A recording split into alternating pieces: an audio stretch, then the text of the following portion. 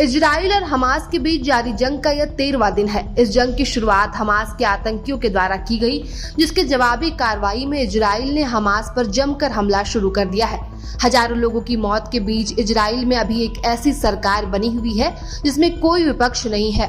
हालांकि देश में अभी भी लिकुड पार्टी की सत्ता है, जिसके प्रधानमंत्री बेंजामिन है, लेकिन देश पर हुए इस घातक हमले के बाद बेंजामिन का गठबंधन विपक्षी राजनेताओं के साथ एक आपातकालीन एकता सरकार बनाने पर हुआ है। ऐसे में विपक्षी नेता और पूर्व रक्षा मंत्री बेनी गैंट्स समेत 4 नेताओं ने सरकार में मंत्री पद की शपथ ली है और मुख्य विपक्षी नेता पूर्व प्रधानमंत्री यायर लैपिड और पूर्व रक्षा मंत्री बेनी गैंट्स इस्लामी समूह हमास द्वारा शनिवार को किए गए आश्चर्यजनक हमले के बाद एकता सरकार में शामिल होने के लिए सैद्धांतिक रूप से सहमत हुए थे, लेकिन बाद में लैपिड सरकार में शामिल नहीं हुए। प्रधानमंत्री बेंजामिन द्वारा अपने विपक्षी दलों के साथ युद्ध के समय बने सरकार की घोषणा के बाद कहा गया कि इजरायली सांसदों ने गुरुवार को एक विस्तारित आपातकालीन सरकार का समर्थन किया।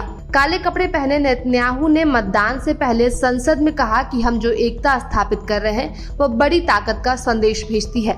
साथ ही उन्होंने हमास को नष्ट करने की कसम खाई। बता दें कि गैंट्स के पूर्व सहयोगी विपक्षी नेता यायर लैपिड ने गुरुवार को पहले कहा था कि वह सरकार में शामिल नहीं होंगे। इजराइल और गाजा आतंकवादियों के बीच शनिवार से चल रही लड़ाई में इजराइल में 1200 से अधिक लोग और अवरुद्ध फिलिस्तीनी क्षेत्र में 1350 लोग मारे गए।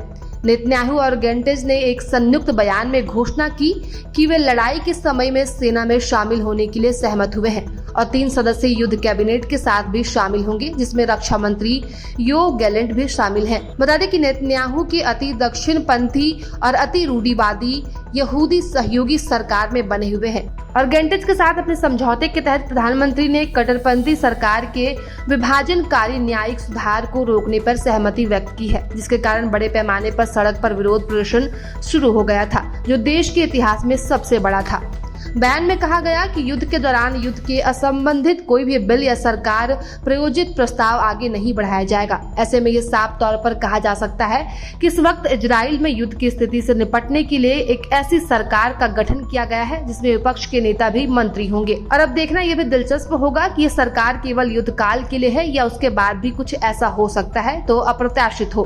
फिलहाल तो इजराइल और हमास के बीच युद्ध में दोनों की तरफ से हमले हो रहे हैं, जिसमें हजारों लोगों की मौत की खबर और तस्वीरें सामने आ रही है। प्रभातखबर.com, विश्वास वही, रफ्तार नहीं।